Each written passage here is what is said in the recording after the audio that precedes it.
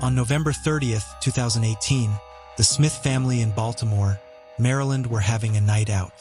Valeria Smith was with her father, Keith, and her stepmother, Jacquelyn, belatedly celebrating her 28th birthday. At the American Legion Hall, they ate, drank, danced, and took photos. When the family exited the Legion just before midnight, no one would have predicted that the night was about to turn deadly. A few blocks from Valeria's home, Keith slowed the car to a stop and rolled down the passenger window. Jacquelyn wished to offer money to a new mother who was out on the street, carrying a small bundle in her arms, as well as a sign that read, "Please help me feed my baby."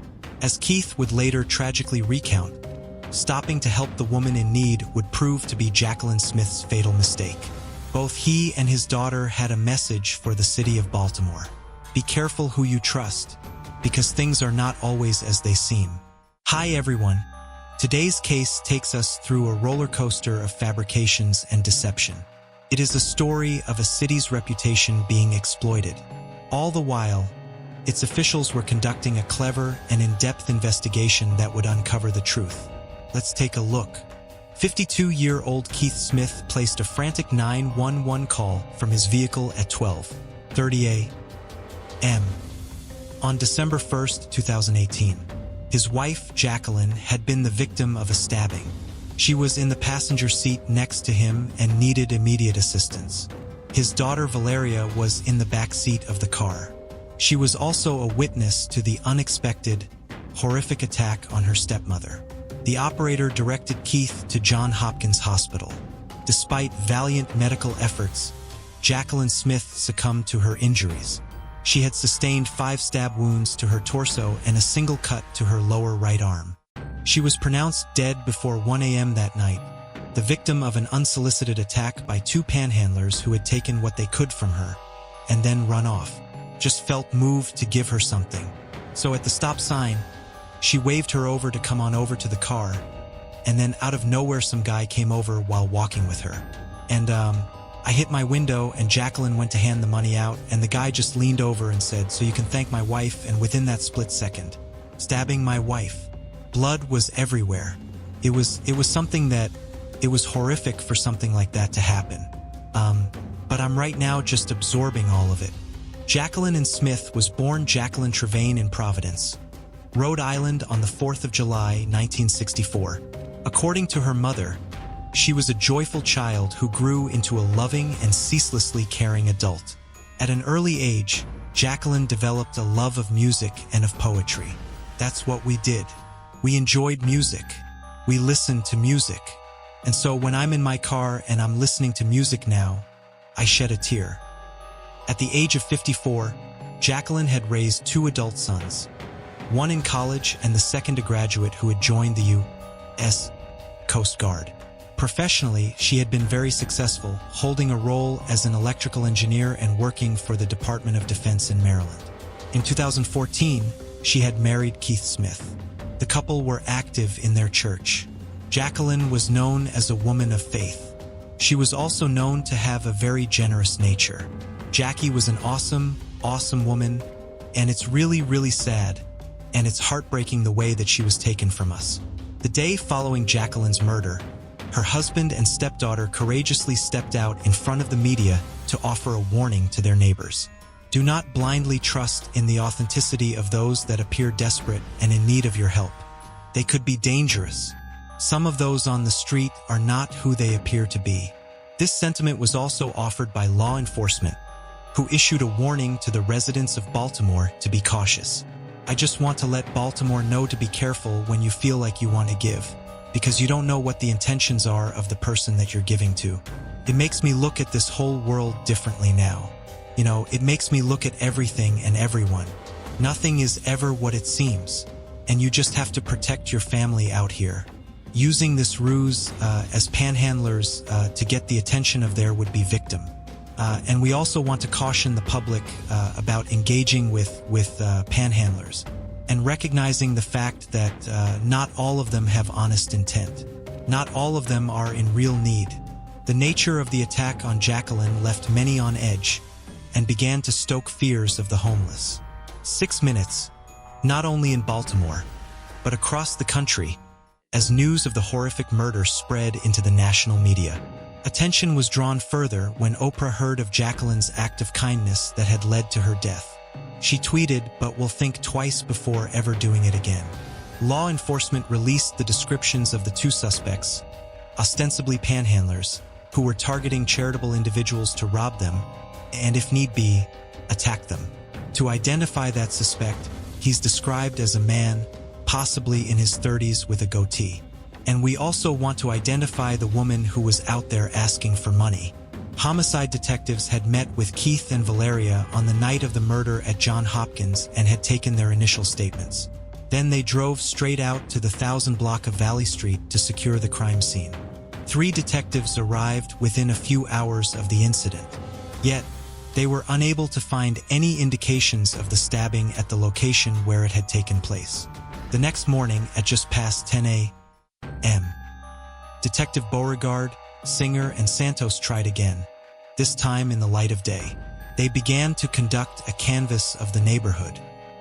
After walking the streets, searching the surrounding area, and speaking with local residents, they found nothing of evidentiary value. The team was unable to independently verify where the Smiths' Audi had stopped for the panhandlers. They could not locate any witnesses.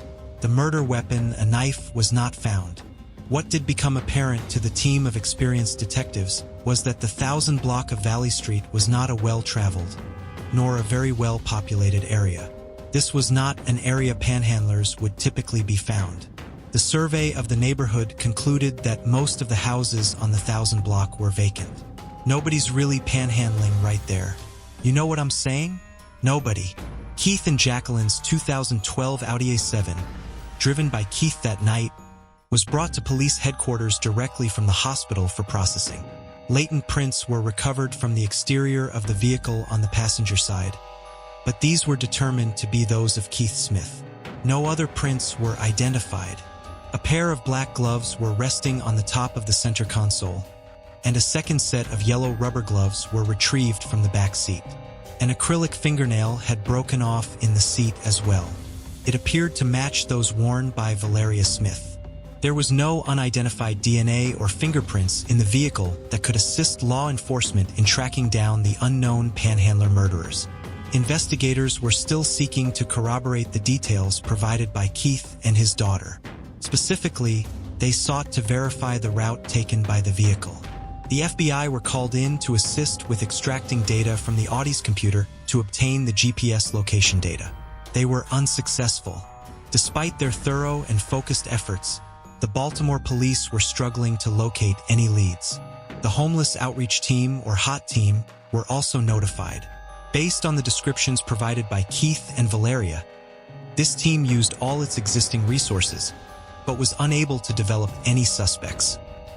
Just want them to find, if anybody knows anybody, if anybody has any information, please help us to find out who did this to my stepmother, please. The inability to verify the crime scene was an obvious hindrance to the investigation. Seeking to piece together a timeline of the evening, investigators began by acquiring the surveillance footage across the city to track the Smiths' movements. They arrived at the American Legion Hall on Madison Avenue.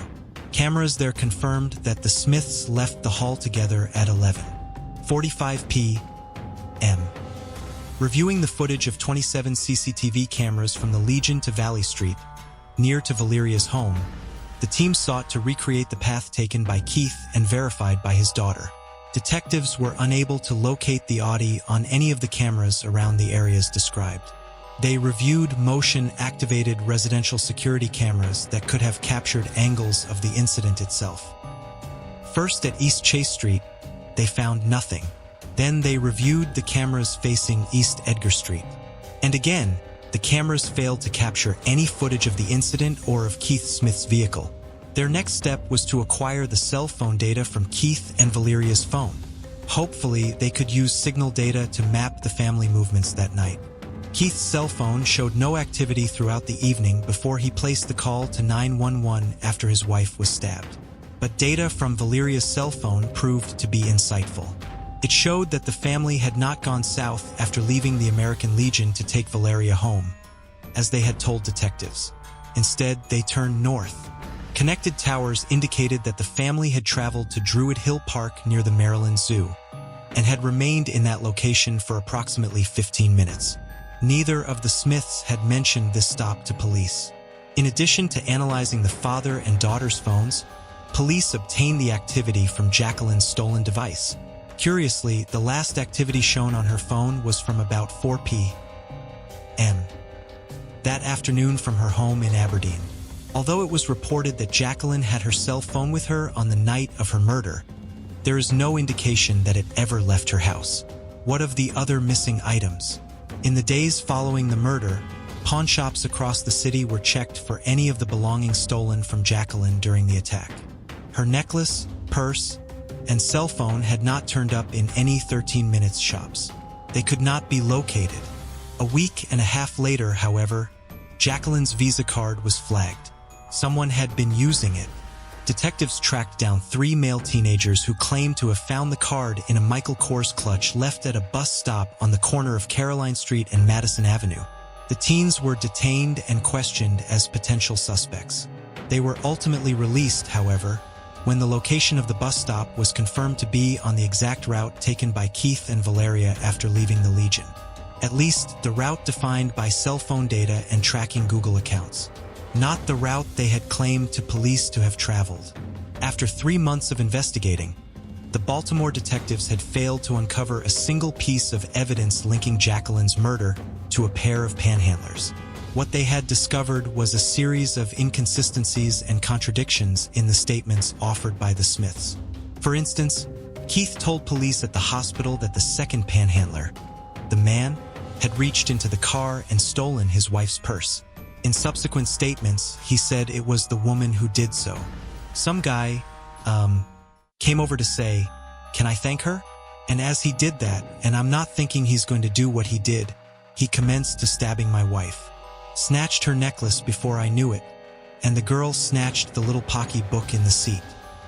Keith had initially been very vocal to the media, and keen to offer a neighborly warning to fear the city's homeless population. And that's it. But within a week, the story had picked up national news coverage and Keith abruptly stopped taking interviews. Police confronted Keith with the location data. At that stage, his story changed once again. He claimed that he had been lost that night and embarrassed to admit it. Yes, they had gone to the park where the family parked for a time and looked through photos they had taken earlier in the evening on their phones. After he was released from that interview, Keith Smith drove home. Remotely agreed to a year-long lease to a modest home in Florida. Ordered and packed a rental truck and left the state February the 4th. And he came in one night with a very large moving truck and rapidly loaded it the next day, and we never saw him sent. When Valeria was questioned, she requested an attorney and the interview ended. She later left Maryland as well to meet up with her father. Law enforcement knew that Keith was fleeing, and they were tracking him. Keith must have at least suspected that he was being watched. He attempted to dodge a wiretap on his phone in a few ways, by changing his number, changing his phone provider, and shipping a new cell phone to his daughter. But law enforcement was still listening in. In February 2019, Keith attempted to book 2 flights out of the country, one to Canada and a second to Cuba. These attempts failed, however, because he did not hold a U.S. passport. Keith eventually deduced that he could fly to the U.S. Virgin Islands by providing only a driver's license. While placing these calls, his search engine was locating information on how one might travel to Mexico without formally going through a border crossing. On March 1st, Keith rented a car in Texas. This move prompted an immediate response by police in Baltimore. An arrest warrant was issued for Keith and his daughter 2 days later. The warrant stated that, at the time of writing, 11:15 a.m. on March 3rd, both suspects were 20 minutes from the Mexican border. Let's be realistic. We would all love to take a vacation to Mexico. You know, you get a chance to go to Mexico. You say yes. Your dad says, "Hey, you know what? Let's head on down to Mexico. Let's take a little family vacation." Some are and are. I don't see there being any criminal element to that. Mr. Smith is always innocent until proven guilty. and I haven't seen anything yet that proves guilty. Keith and Valeria Smith were arrested by Texas law enforcement later on the same day that the warrant was issued. In the course of our investigation, we developed evidence that Mr. Smith was leaving Maryland. So we made the appropriate national notifications, and the Texas State Police arrested him this morning. We pursued the evidence from the very beginning, and these detectives were very tenacious. They were very thorough and dedicated. These individuals took advantage of a situation, a city that is already dealing with its own problem. So we're looking forward to this cruel act being brought to justice. The arrest warrant did not outline how investigators believed the father and daughter had committed the murder. It outlined the many lies and deceptions fed to detectives throughout the murder investigation, as well as their failure to turn up any other suspects. But that was not all. It seems that the panhandler ruse was not the first plan proposed by Keith Smith to murder his wife. Investigators learned through a friend of Keith's brother, Vic, that Keith had previously asked for help getting rid of his wife. According to his brother, in the months leading up to her death, Jacquelyn had spoken to Keith about wanting a divorce. According to Vic, this was not the desired outcome for Keith. It seems he preferred instead to make a claim on her life insurance policy, on which he remained the beneficiary. Keith did exactly that. Only 2 days after her murder, he arrived at Jacquelyn's work requesting the paperwork to make the claim. Law enforcement, already deeply suspicious of his story, told the insurer to hold off on the payment. This left Jacquelyn's 2 sons time to fight for her estate in probate court. It also meant that Keith was very short on cash. As he schemed a means of escape, he was forced to apply for a cash advance on his American Express. It was declined. The news that the panhandler murder had all been a hoax was not a surprise to everyone.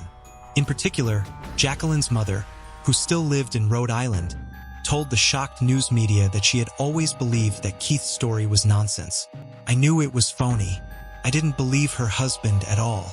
I knew something else happened. You know why? Why would he stay in the area with her in the car, after the man pulled the chain from her neck as he claims it was too phony? The TVA family reported that they were never close with Keith Smith. Because of this, it is unclear if they were aware of his criminal past. 20 years earlier, Keith had committed armed robbery 3 times at the same bank. In December 1999, Keith had lost his job with FedEx because of a loss of points on his driver's license. Worse still, according to the Baltimore Sun, he had just found out that he was HIV positive, struggling to pay for household bills as a single father to his daughter, and requiring medication. Keith had decided that the First Union Bank on York Road in Timonium was a prime target. Its proximity to Interstate 83 allowed for a quick getaway. So he walked into the bank wearing a ski mask and carrying a pellet gun.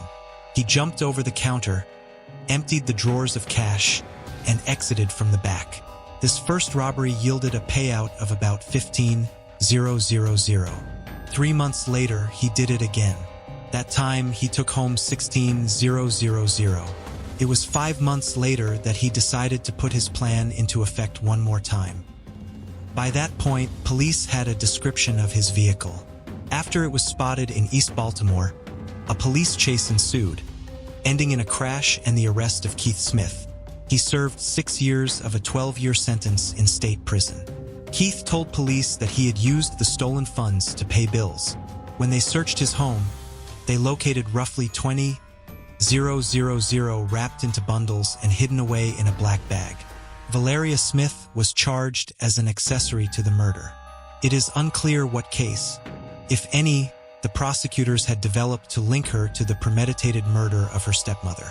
It was clear that she assisted in covering up the murder after the fact. It was revealed that Valeria had been struggling. She was diagnosed as bipolar and spent some time institutionalized for treatment back in 2012. Since that time, she had also developed an addiction to heroin. It was believed that she was in many ways another victim of her father's, coerced into assisting him to cover up the murder. For this reason, Valeria was offered a plea deal, helped her father. She's indicated in the plea agreement that, she helped her father dispose of the knife, helped her father dispose of, the other property, things of that nature. she's taken full responsibility for that. She's still extremely upset about the entire thing. And she, certainly apologizes to the rest of the family for her role in this. But you can't tell us whether or not she's going to testify against her own father. Valeria admitted guilt as an accessory after the fact, and she did agree to testify against her father. The trial took place in late 2021. Valeria told the jury that after celebrating her birthday, her father drove the family to Druid Hill Park with Jacquelyn, who she believed had dozed off in the front seat.